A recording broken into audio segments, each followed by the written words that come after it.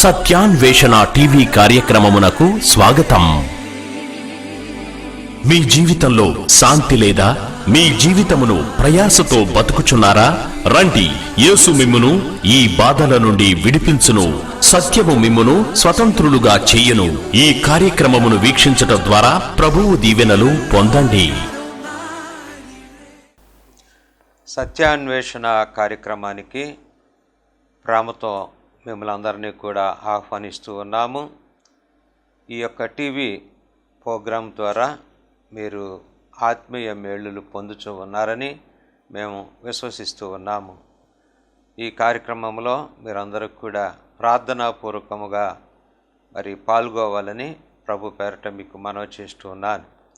ఈరోజు వాక్య ధ్యానాంశము కొరకు మత్తయి సువార్త 11వ అధ్యాయము 28వ వచనములో ఉన్నటువంటి ఆ వచనాన్ని మనం చదువుకుందాం.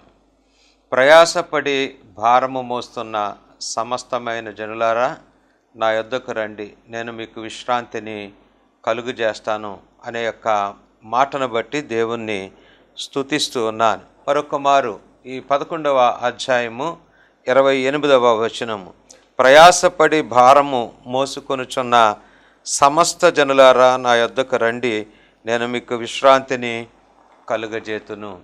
ప్రార్థన చేసుకుందాం. పరిశుద్ధుడా, ప్రేమమయుడా, జీవాధిపతి, మీకు వందనాలు స్తోత్రాలు చెల్లిస్తూ ఉన్నాను. ఈ టీవీ కార్యక్రమం ద్వారా వీక్షిస్తున్నటువంటి నీ ప్రియ బిడలు, విశ్వాసులు నాయనా, వారిని మీరు దర్శించండి.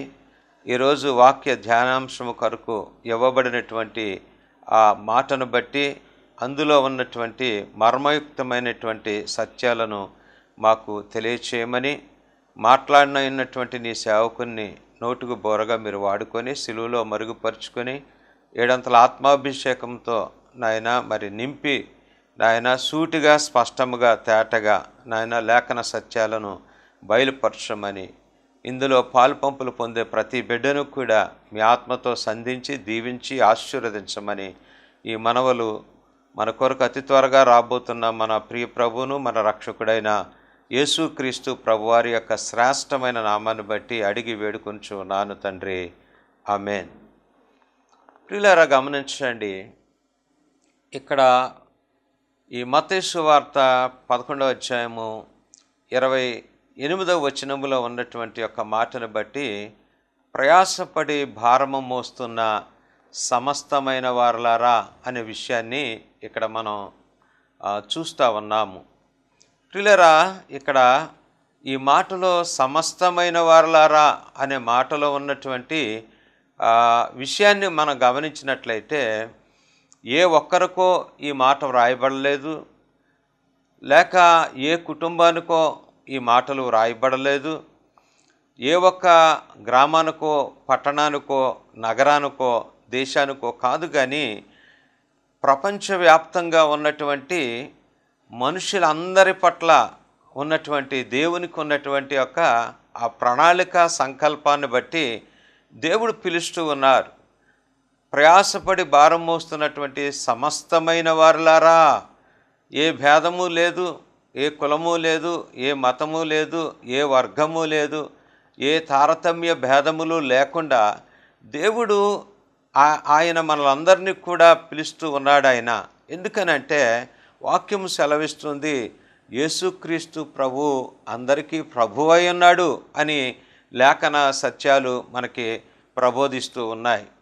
ప్రియులారా, మనం గమనించినట్లయితే ఈ మాటను బట్టి దేవుని యొక్క ఉద్దేశాన్ని, దేవుని యొక్క ఆ తలంపును బట్టి శ్రమించి మీరందరూ కూడా భారంగా ఉన్నారు అనేటువంటి ఈ పదాలు మానవ జీవితంలో దేని గురించి ప్రస్తావించబడుతున్నాయి అనేటువంటి విషయాన్ని మనం ఆలోచన చేసినట్లయితే పాపము మరియు దుఃఖము యొక్క ప్రతిరూపముగా అవి చాలా విస్తృతంగా మానవుని యొక్క జీవితంలో ఉన్నట్లుగా దేవుడు చూస్తూ ఉన్నట్లుగా మనం ఇక్కడ గమనించగలుగుతూ ఉన్నాము.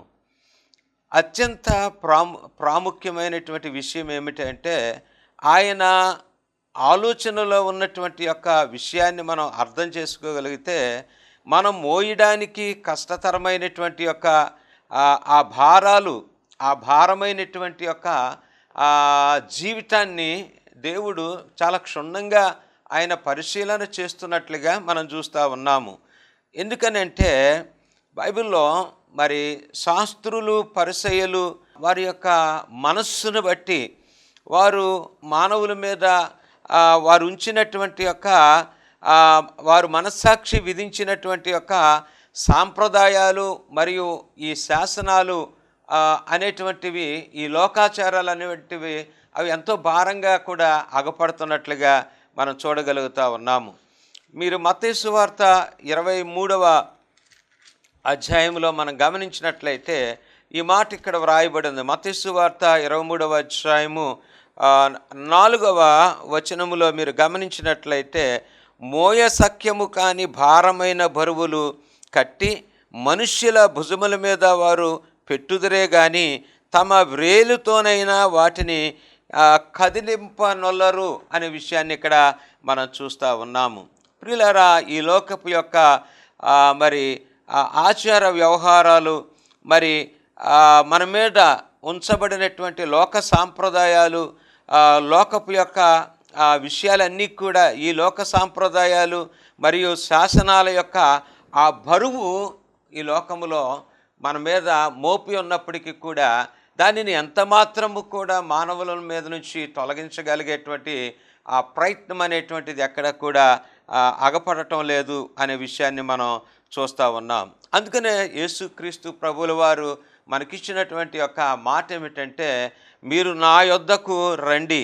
ఈ యొక్క ఆయన యొక్క శక్తి యొక్క సంపూర్ణత యొక్క ఆ స్థితిని మరి దేవుడు మనతో పంచుకోవటానికి ఇష్టపడుతూ ఉన్నాడు.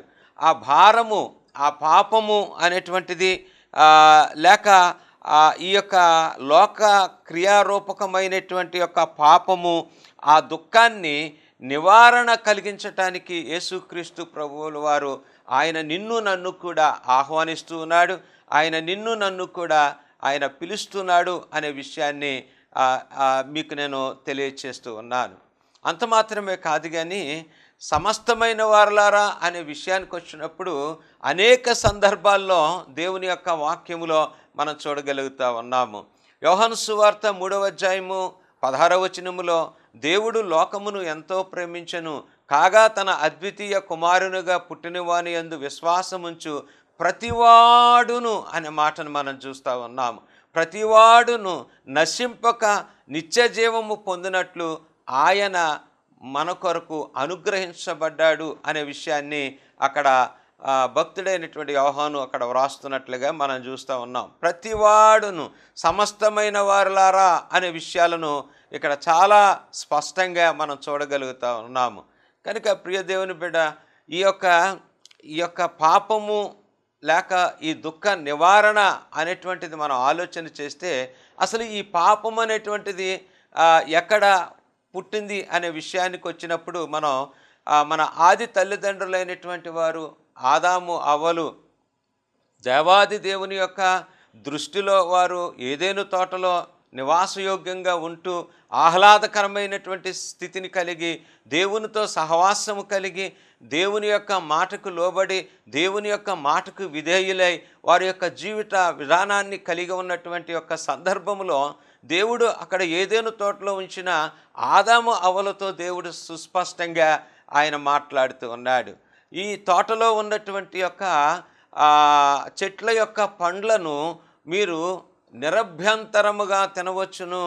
ఆ తెలివితేటలను ఇచ్చేటువంటి యొక్క ఆ పండు ఏదైతే ఉందో, ఆ పండు తినుదినమున నిశ్చయముగా మీరు చచ్చెదరు అనేటువంటి యొక్క విషయాన్ని తెలియచేసినప్పుడు వారు ఊకొట్టారు. కానీ ఆ తరువాత వారు ఆ సాతాను యొక్క బంధకాలలో వారు పడినట్లుగా మనం చూస్తూ ఉన్నాము. సాతాను ప్రవేశించిన తర్వాత ఆ యొక్క జీవవృక్ష ఫల సంబంధమైనటువంటి యొక్క ఫలాన్ని వారు మరి ఆ మోసపుచ్చినటువంటి యొక్క సాతాను ద్వారా ఆ పండును మరి అవ్వ మరి తిని దేవుని యొక్క మాటను నిరర్థకము చేస్తున్నట్లుగా మనం చూస్తూ ఉన్నాం. ఆ పండును తన తినుటవే కాకుండా తిరిగి ఆదాముకు ఇవ్వటం ద్వారా ఇద్దరు కూడా దేవుని యొక్క ఆజ్ఞను మీరి వారు అతిక్రమించి ఆజ్ఞను మీరి వారు పాపములో పడినట్లుగా మనం చూస్తూ ఉన్నాం. దేవాది దేవుడు ఏదైనా తోటలో ఉన్న ఆదాము అవ్వలకు చెప్పినటువంటి మాట, ఆ పండు తినుదినమున నిశ్చయముగా మీరు చచ్చెదరు అనేటువంటి విషయాన్ని దేవుడు అక్కడ బయలుపరిచినట్లుగా మనం చూస్తూ ఉన్నాము. ప్రియులారా గమనించండి, ఆజ్ఞాతిక్రమము ఇక్కడ పాపము. ఆ పాపము ద్వారా మరి ఆది తల్లిదండ్రులైనటువంటి ఆదాము అవ్వలకు మరి వారు మరణాన్ని వారు పొందుకున్నట్లుగా మనం చూస్తూ ఉన్నాము. అంత మాత్రమే కాదు కానీ ఏదైనా తోటలో దేవుడు వారిని ఉంచి ఉన్నారో ఆయన యొక్క మాటను వారు తృణీకరించారు. ఆయన మాటను అవిధేయకరంగా వారు విడిచిపెట్టారు. ఆయన మాటకు లోబడకుండా మరి సాతాను యొక్క కుయుక్తికి వారు లోనై ఆ పండును తిని వారు పాపము చేసినట్లుగా మనం చూస్తూ ఉన్నాము. ఏ పాపమైతే వారు అక్కడ ఏదైనా తోటలో చేయబడ్డారో ఆ పాపం ద్వారా వారికి మరణము, అలాగుననే దేవుని యొక్క సహవాసాన్ని వారు కోల్పోయినట్లుగా మనం చూస్తూ ఉన్నాము. దేవుని యొక్క సమాధానాన్ని వారు కోల్పోయినట్లుగా అక్కడ మనం చూస్తూ ఉన్నాము. ఎప్పుడైతే దేవుని యొక్క సహవాసము సమాధానము కోల్పోయారో, ఎప్పుడైతే పాపము ద్వారా వారి మరణము వారికి సంప్రాప్తమైనదో, దేవుడు పిలిచినప్పుడు వారు చెట్టు దాగున వారు దాక్కున్నట్లుగా మనం చూస్తూ ఉన్నాం. తమ తప్పులు తాము తెలుసుకున్నారు కనుక దేవాది దేవుడు ఎంత మాత్రము కూడా వారిని ఆ యొక్క ఏదైనా తోటలో లేకుండా వారిని వెలుపలకు పంపించి వారు శ్రమానుభవం పొంది జీవించవలసినటువంటి ఆవశ్యకత ఆది తల్లిదండ్రులైన ఆదాము అవ్వలలో కలిగి ఉన్నట్లుగా మనం చూస్తూ ఉన్నాం. ప్రియులారా, మీరు గమనించండి, దేవుని వాక్యము సెలవిస్తూ ఉన్నది, పాపము వలన వచ్చు జీతము మరణము. అవును, పాపపు యొక్క నియమము మరణము. పాపపు యొక్క నియమము మరణమైనప్పుడు మానవుని యొక్క జీవిత గమ్యము ఏమై ఉంటుంది? అయితే పరలోకమైన అవ్వాలి, లేక నరకమైన ఉండవలసి ఉన్నది. కనుక పాప మరణపుల యొక్క నియమము మరి నరకము లేక నిత్యత్వము. ప్రియులారా గమనించండి, పాపము వలన వచ్చు జీతము మరణము. అయితే మన ప్రభు అయిన యేసు క్రీస్తునందు మనకు నిత్య జీవము అనే మాటను దేవాది దేవుడు మనకి అనుగ్రహించాడు. దేవునికి స్తోత్రం కలుగును గాక.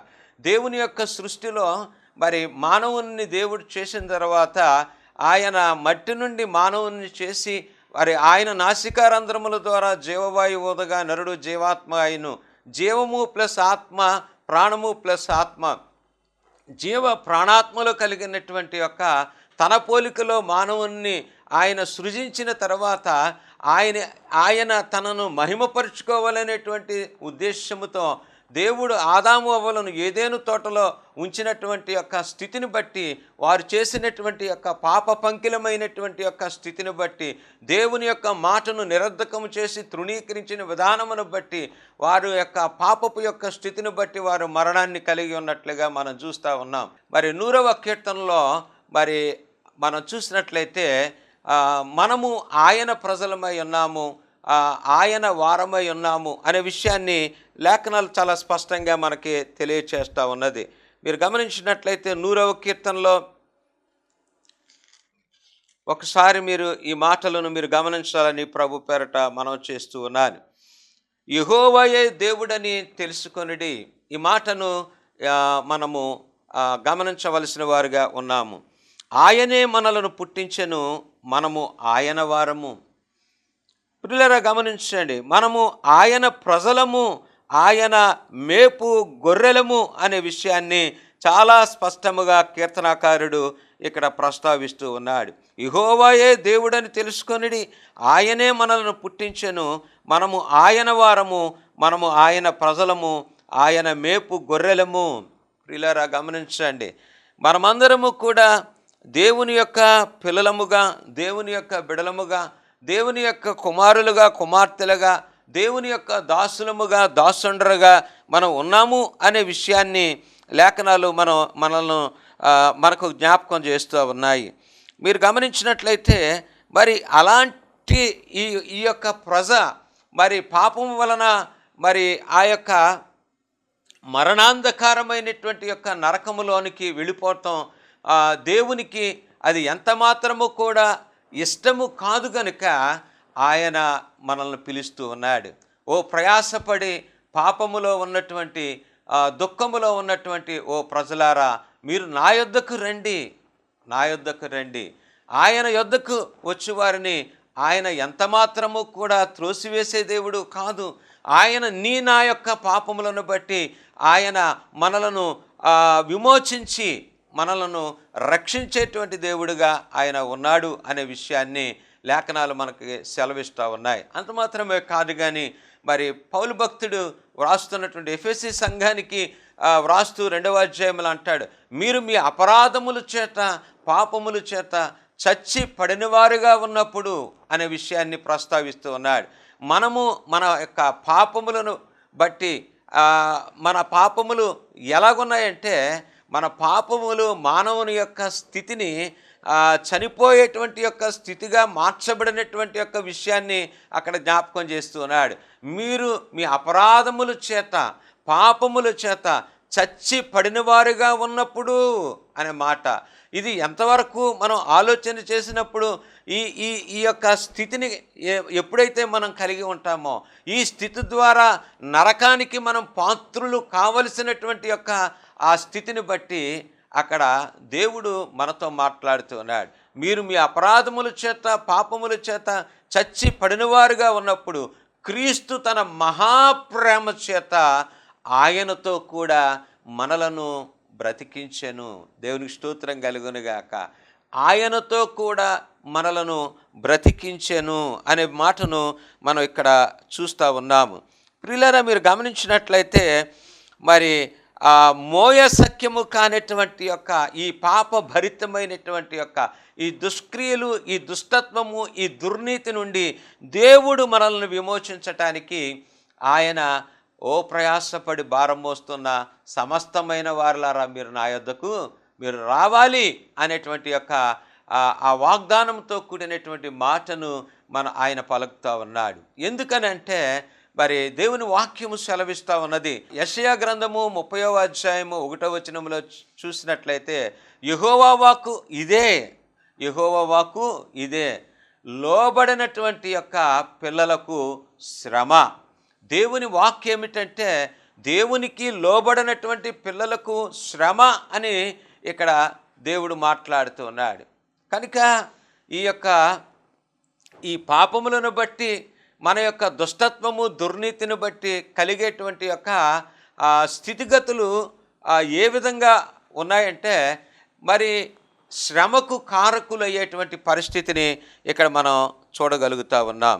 అందుకనే యేసుక్రీస్తు ప్రభువారు నిన్ను నన్ను పిలవటము దేనికనే మనం ఆలోచన చేస్తే, అపోస్తుడైనటువంటి పౌలు కొలస్సీలకు రాసిన పత్రిక 1వ అధ్యాయము 20వ వచనంలో మాట్లాడుతున్నాడు.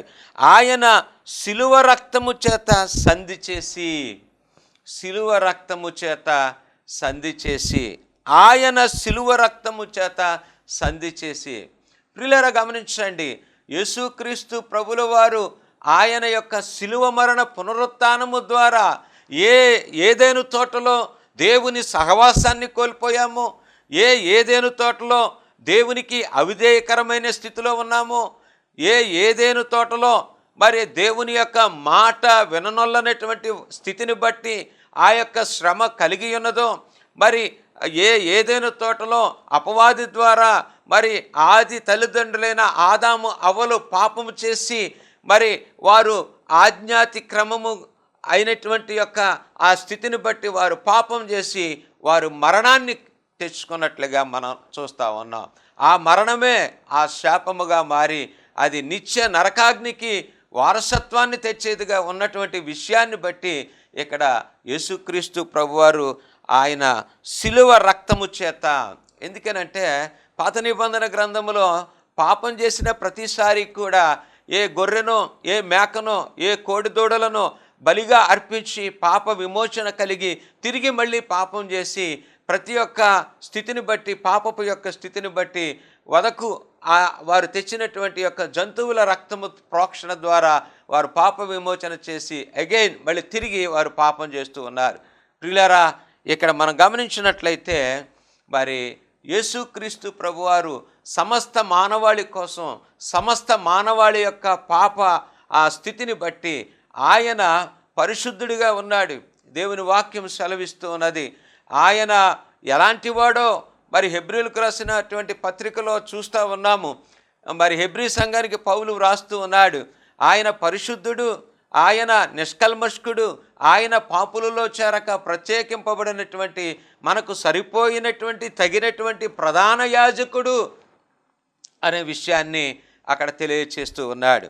కనుక నిష్కలంకమైనటువంటి అంటే ఏ యొక్క కళంకము, డాగైనను, ముడతైనను, మచ్చైనను లేనటువంటి యొక్క స్థితి కలిగిన పరిశుద్ధుడైనటువంటి యొక్క దేవుడు యేసుక్రీస్తు ప్రభువుల వారి యొక్క ఆ రక్తం సంధి చేసి, ప్రియులారా, దేవునికి మనకే ఉన్న ఆంతర్యము, దేవునికి మనకు ఉన్నటువంటి ఎడబాటు, దేవునికి మనకి మధ్య ఉన్నటువంటి యొక్క కలిగినటువంటి యొక్క స్థితి యావత్తును కూడా ఆయన శిలువ రక్తము ద్వారా సంధి చేసి, ఆయన ద్వారా సమస్తమును, అవి భూలోకమందున్నవైనను పరలోకమందున్నవైనను, వాటన్నిటినీ ఆయన ద్వారా తనతో సమాధాన పరుచుకొనవలనని తండ్రి అభిష్టమాయను.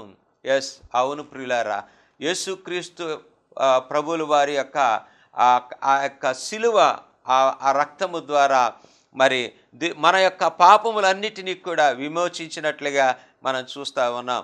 ఆయన శిలువ రక్తము ద్వారా మన పాపములు కడగబడ్డాయి. ఆయన శిలువ రక్తము ద్వారా మనమందరము కూడా విమోచింపబడ్డాము.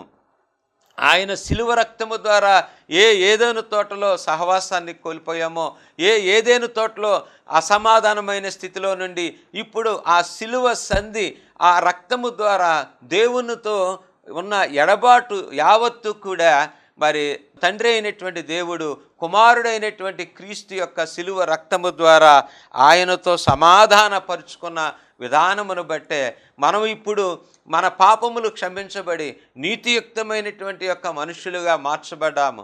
మన యొక్క పాపములను బట్టి ఆయన ప్రతీకారం చేయలేదు, మన దోషములను బట్టి ఆయన శిక్షించలేదు. కానీ తన శిలువ రక్తము ద్వారా, మరి ఆయన విలువైనటువంటి రక్తము ద్వారా నిన్ను నన్ను కడిగి పవిత్రీకరించి తన సొత్తుగా తన జనముగా ఆయన చేసుకొని ఆ యొక్క పోగొట్టుకున్నటువంటి నిత్యత్వాన్ని తిరిగి దేవుడు మనకి అనుగ్రహించాడు.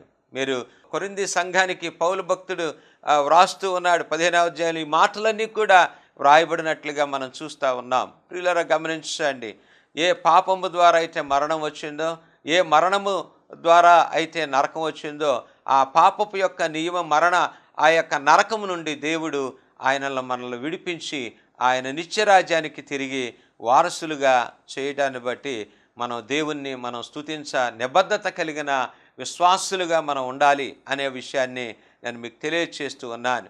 ప్రియులారా, అందుకనే పౌలు భక్తుడు వ్రాస్తున్నటువంటి యొక్క మాటలు మనం గమనించినట్లయితే, గలతీలకు రాసిన పత్రిక 5వ అధ్యాయంలో ఉన్న మాటలు మనం గమనించినట్లయితే 23వ వచనంలో, ఇట్టి వాటికి విరోధమైన నియమేమీ లేదు, క్రీస్తు యేసు సంబంధులు శరీరమును దాని ఇచ్చలతోనూ దురాశలతోనూ సిలువ వేసి ఉన్నారు.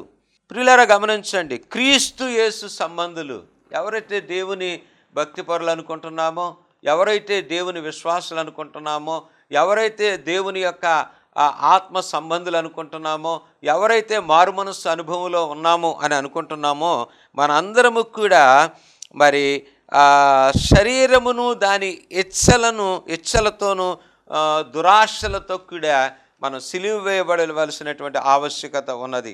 అంత మాత్రమే కాదు, కానీ గలతీలకు రాసిన పత్రిక 6వ అధ్యాయంలో వ్రాస్తున్నటువంటి మాటలు 14వ వచనంలో చూస్తే, అయితే మన ప్రభువైన యేసుక్రీస్తు సిలువ యందు తప్ప మరి దేని యందును అతిశయించుట నాకు దూరమవును గాక. దేవుని స్తోత్రం. దానివలన నాకు లోకమునకు నేనును సిలువ వేయబడి ఉన్నాము. ప్రియులారా, మరి అందుకనే యేసుక్రీస్తు ప్రభువారు తన శిష్యులు అడిగేటువంటి యొక్క ప్రశ్నకు ఆయన మత్తయి మార్కు లూకా సువార్తలో వ్రాయబడినటువంటి మాట, ఎవడైనను నన్ను వెంబడింపగోరని ఎడల తన్ను తాను ఉపేక్షించుకొని ప్రతిదినము కూడా సిలువను ఎత్తుకొని ఆయనను వెంబడించాలి అనే విషయాన్ని ఇక్కడ ప్రస్తావిస్తున్నట్లుగా మనం చూస్తూ ఉన్నాం. దేవుణ్ణి వెంబడించడానికి ప్రియులారా, దేవుని యొక్క సిలువ ఎత్తుకోవాలంటే మనల్ని మనం ఉపేక్షించుకోవాలి.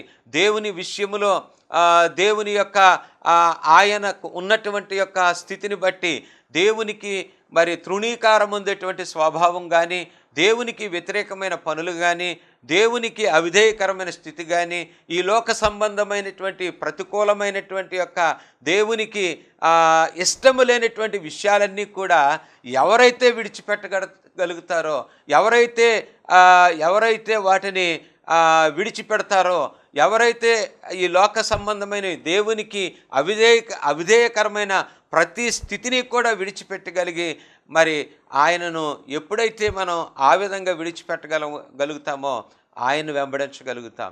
ఆయన సిలువ ఎత్తుకోవటం అంటే అసామాన్యమైనటువంటి విషయం ప్రియులారా. ఎందుకంటే దేవునికి తృణీకారం ఉండేటువంటి లోక సంబంధమైన ప్రతి విషయము కూడా మనం విడిచిపెట్టవలసిన వారుగా ఉన్నాం. ప్రియులారా, చిన్న విషయాన్ని మనం జ్ఞాపకం చేసుకుంటే, నువ్వు అబద్ధమాడితే నువ్వు దేవుని వెంబడించలేవు, నువ్వు మోసం చేస్తే నువ్వు దేవుని వెంబడించలేవు.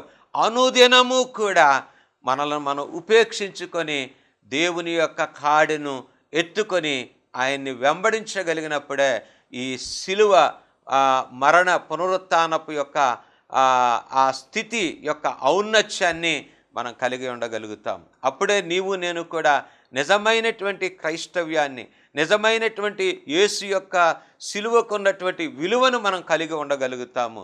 అందుకనే పౌలు అంటున్నాడు కదా, విశ్వాసమునకు కర్తయు దాన్ని కొనసాగించు, యేసు వైపు చూస్తూ నీవు నీ పరుగు పందెములో నీ యాత్రను కొనసాగించేటువంటి యొక్క ఆ స్థితిని కలిగి ఉండాలి అనే విషయాన్ని లేఖనాలు మనకి తెలియచేస్తున్నాయి.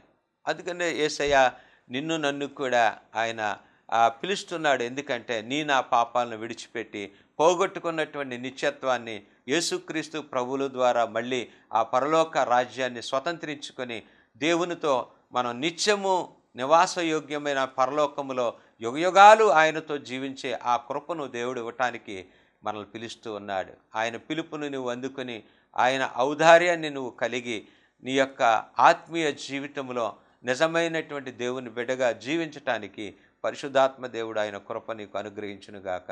దేవుడు మిమ్మల్ని అందరినీ దీవించునుగాక. ఆమేన్. పరిశుద్ధుడా, ప్రేమమయుడా, జీవాధిపతి, మీకు వందనాలు, స్తోత్రాలు. ఇప్పటి వరకు ఆయన వాక్యము విన్నటువంటి నీ యొక్క విశ్వాసులైనటువంటి వారిని దర్శించండి.